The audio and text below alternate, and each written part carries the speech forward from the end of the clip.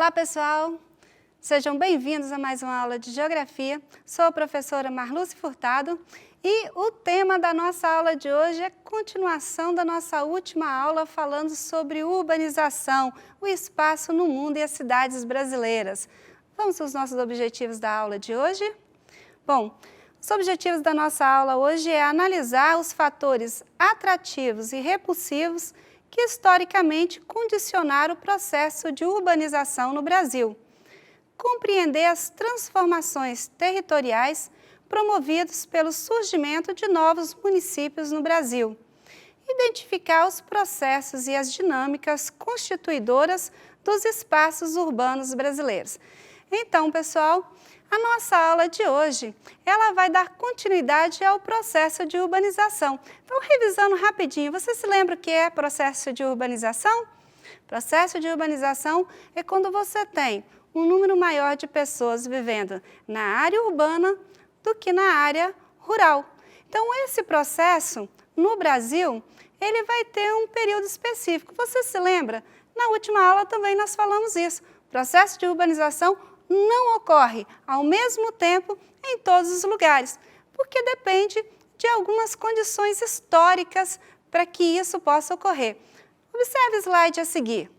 Bom, a partir do ano de 1970, mais da metade dos brasileiros já se encontrava em áreas urbanas, cuja oferta de emprego e de serviços, como saúde, educação e transporte, eram muito maiores. Então, observe aí que no ano de 1970, 56% da população brasileira já vivia nos centros urbanos. Então, veja bem, pessoal, vem comigo.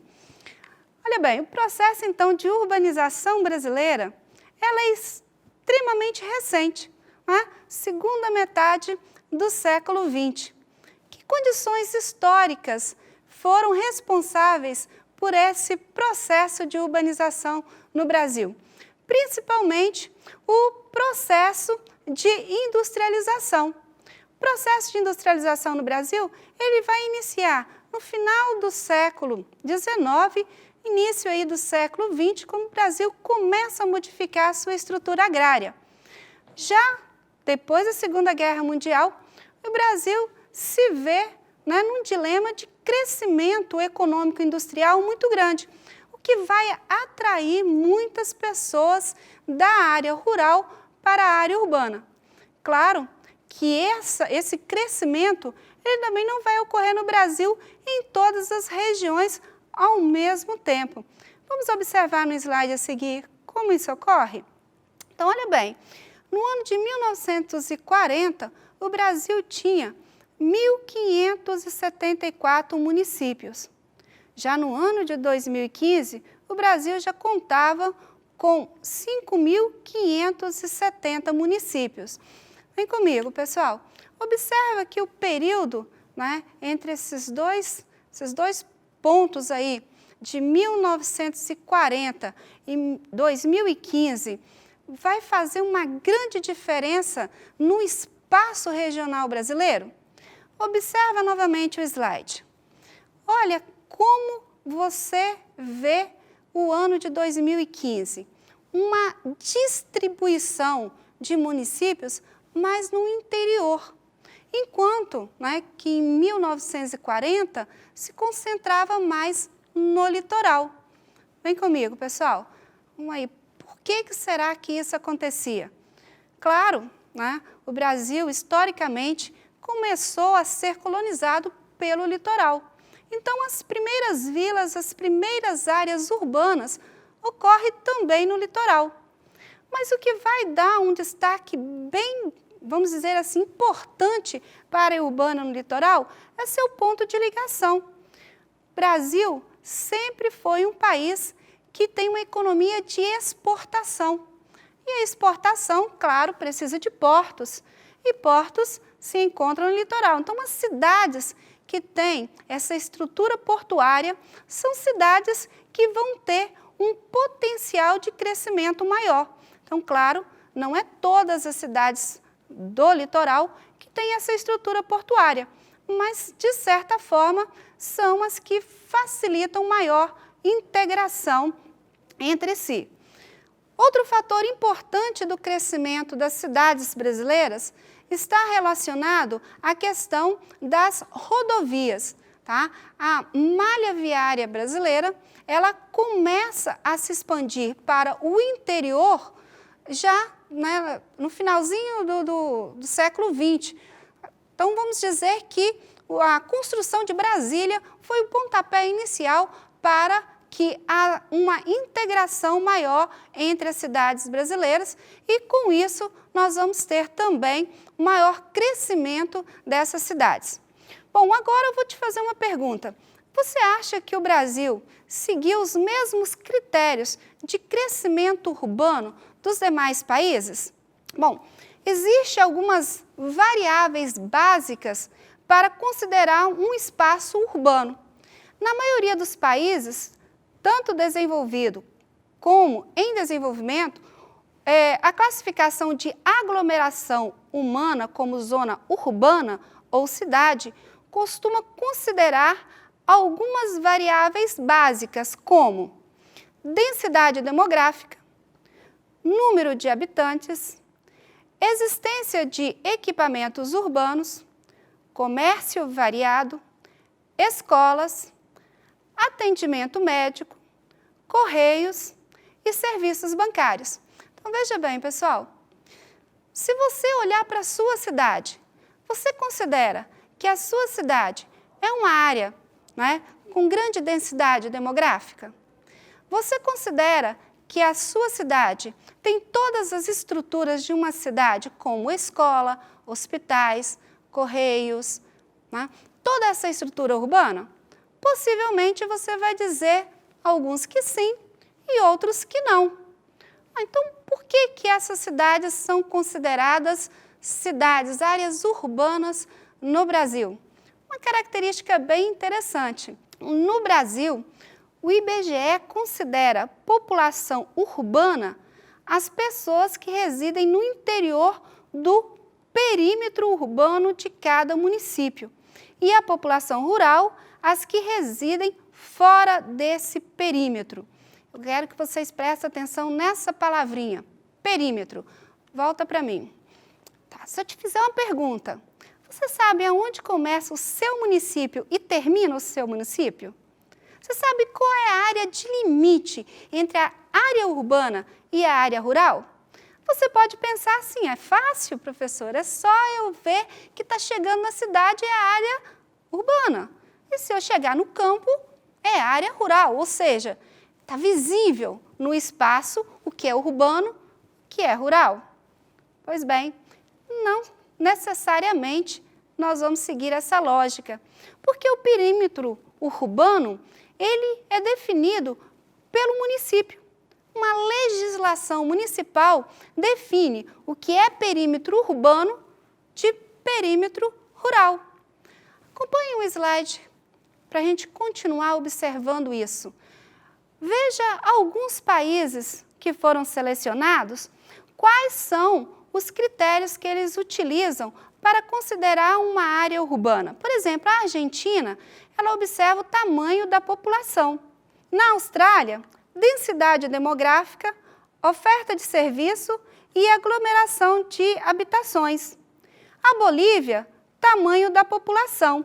Agora, observem o Brasil. Apenas a divisão administrativa. Vem comigo, pessoal. E essa divisão administrativa, quem define? A legislação municipal. E você deve se perguntar, mas por que então esse espaço não é visível? O município não define uma área urbana onde começa a cidade? Nem sempre. Às vezes pode ocorrer a intenção de ampliar a área urbana. E ele já define as áreas possíveis de serem loteadas e já define ali como área urbana devido principalmente à questão tributária. Por quê? Porque uma área urbana é cobrado o IPTU, o Imposto Predial Territorial Urbano, enquanto que na área rural vai cobrar o ITR, que é o Imposto Territorial Rural. E dessa forma, né, esse cálculo, né, de imposto municipal, ele pode ser levado em conta na hora de ampliar a área urbana, mesmo que as características físicas desse espaço sejam muito parecido com as áreas rurais. Bom, isso pode trazer alguns probleminhas, tá? Porque muitas cidades vão surgir sem uma infraestrutura adequada e, claro, né, possivelmente outros problemas vão aparecer. Vou te dar um exemplo de uma cidade, né, no interior, né, do Brasil, na região do Rio Grande do Sul, que traz essa característica de perímetro urbano, mas que analisando você vai ver que se parece mais com uma área rural. Nós vamos estar falando da cidade União da Serra.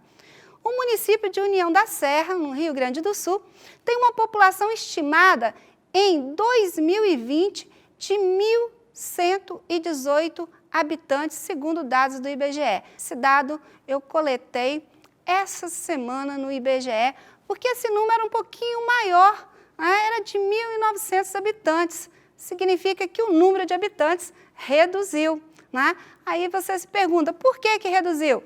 Vamos considerar novamente o slide. A totalidade dos moradores sobrevive da economia rural. Nenhuma residência é atendida por rede de esgoto. Não há agência bancária. Se você observa nessa imagem, você vai ver algumas ruas, uma igreja, uma quadra de esporte e algumas casas. Observe que essa cidade ela não é atrativa, né? Ela não vai atrair população. Por quê? Porque ela não oferece aquela estrutura necessária para esse processo de urbanização que nós já vimos, que é a atração da população rural para a área urbana. Agora, parece exceção, mas não é. A maioria dos municípios brasileiros tem menos de 10 mil habitantes. Então, isso é uma coisa que chama atenção.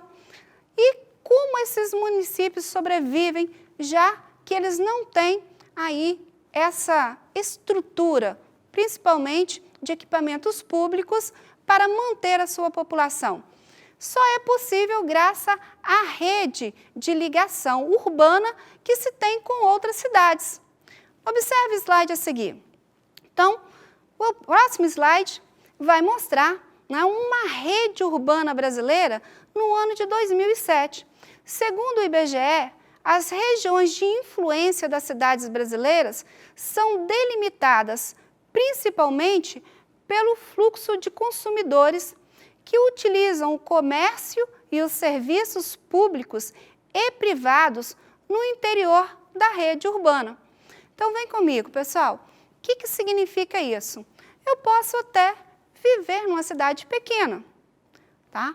Mas como ela não tem tudo o que eu preciso utilizar uma cidade maior para atender às minhas necessidades, seja de educação, seja de saúde, seja de trabalho, seja de comércio.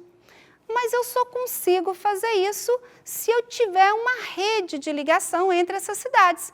Então, nós vamos observar que a rede que interliga essas cidades é de fundamental importância para poder conectar esses serviços.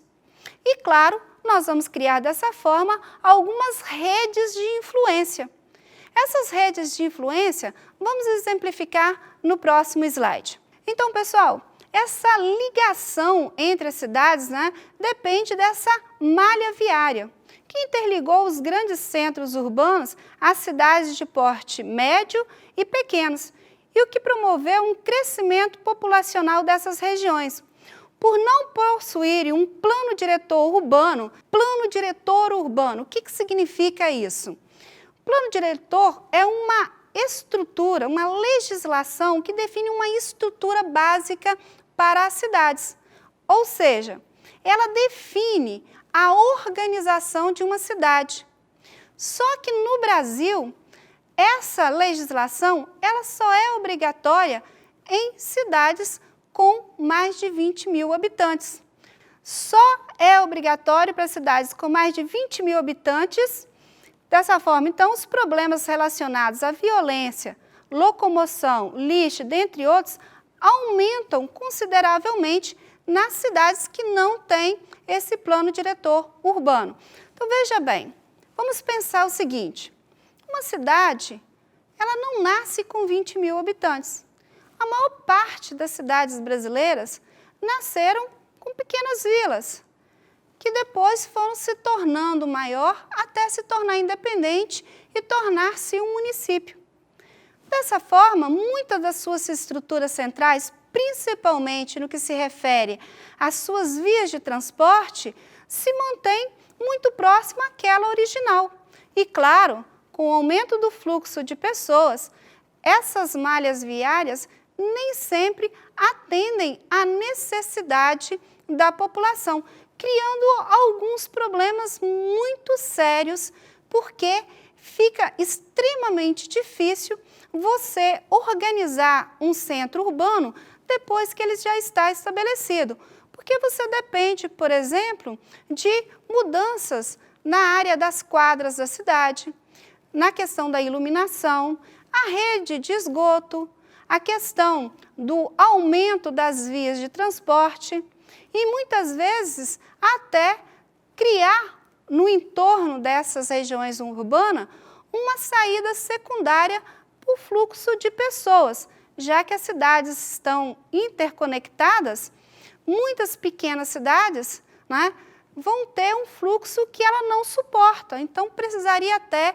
de uma estrutura que desviasse o fluxo, principalmente, né, se ela interliga duas regiões, né, de maior estrutura. Bom, então, claro que esse crescimento, né, dessas cidades que não tiveram um planejamento adequado vão refletir em problemas estruturais do tipo que nós vamos ver agora no slide a seguir. Por exemplo, na questão das moradias, né? A especulação imobiliária que tem tornado o solo urbano cada vez mais caro, tendo o quê? A ocupação das áreas periféricas e muitas vezes das áreas inadequadas para a habitação.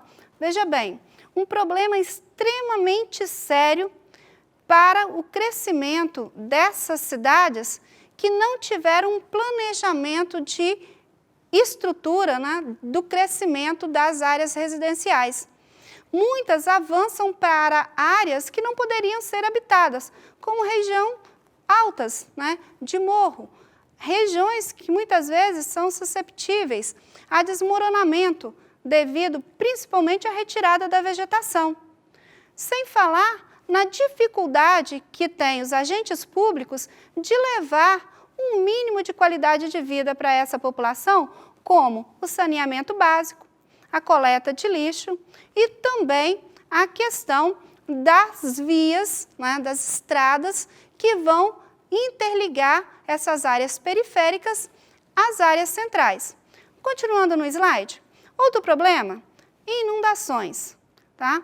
Muito típico das grandes cidades, até mesmo com um planejamento urbano adequado, né?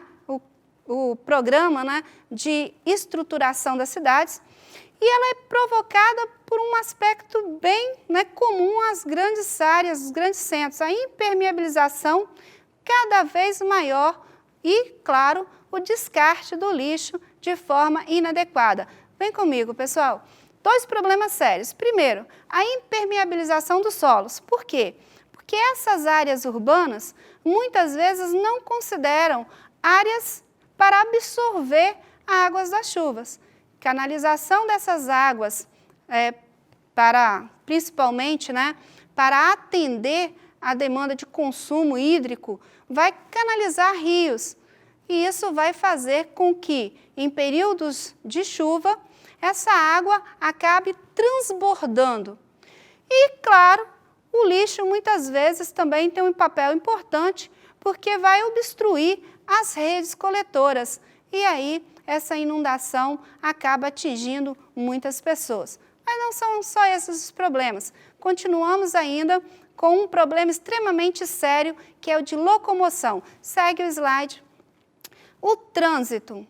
As necessidades de percorrer grandes distâncias diariamente no percurso casa-trabalho, em função da distribuição desigual de emprego pela cidade e a falta de um transporte público eficiente, gera um número elevado de automóveis particulares nas vias públicas.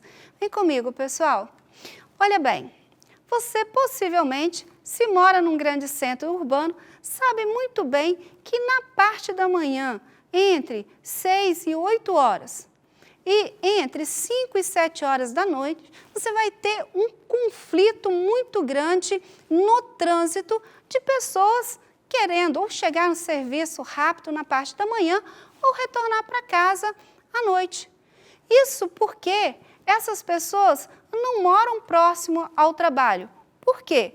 Porque o seu local de moradia não tem as estruturas necessárias para atender às suas necessidades, que muitas vezes, na maioria das vezes, é o emprego, mas pode ocorrer também com outros fatores, como, por exemplo, a questão da educação, que é um fator também que tem levado muitas pessoas de uma região para outra, e até mesmo a questão de lazer, né, e de saúde. Bom, outro problema sério dessa área urbana é a rede de esgoto. Segue comigo aqui no slide. Problema extremamente sério na maior parte das áreas urbanas das cidades brasileiras. São cidades localizadas, né, nesse caso aí, na sua maioria, na região norte e centro-oeste do país, que possuem, respectivamente, 63% e 62% dos domicílios atendidos com rede de esgoto ou fossa séptica. Vem comigo, pessoal. Olha bem, o problema do esgoto vai muito além da questão visual, mas também uma questão de saúde pública. Pesquisas já mostraram que a cada real que é investido no tratamento de esgoto, se economiza 10 em relação à saúde. Então, a questão do esgoto está muito ligada à qualidade da saúde da população. Bom, claro que esses fatores vão ser agravados, né, vamos dizer assim, eles vão ser reunidos e aí vai gerar um outro problema muito sério das áreas urbanas, a violência. Segue o slide. Bom, a violência é maior nos grandes centros urbanos, onde a desigualdade social é mais acentuada. Na tentativa de diminuir a sensação de insegurança, proliferam os condomínios residenciais fechados e o setor privado de segurança. Então, pessoal, olha bem, né? Voltamos àquele primeiro slide da segregação espacial, socioespacial, aonde você tem, de um lado, uma população que é atendida, né, pela estrutura das cidades e uma outra que é relegada a segundo plano. Isso tudo, claro, vai gerar uma área, né, propícia a uma violência, e essa violência ela é gerada a partir dessas condições socioeconômicas dessas regiões. Então, pessoal, estamos concluindo a nossa aula de hoje. Eu espero que você tenha compreendido como essa estrutura urbana no Brasil, ela é dinâmica, ela ainda não está concluída e possivelmente nós temos aí muitas estruturas ainda em construção nas áreas urbanas no Brasil. Então, pessoal, até a nossa próxima aula.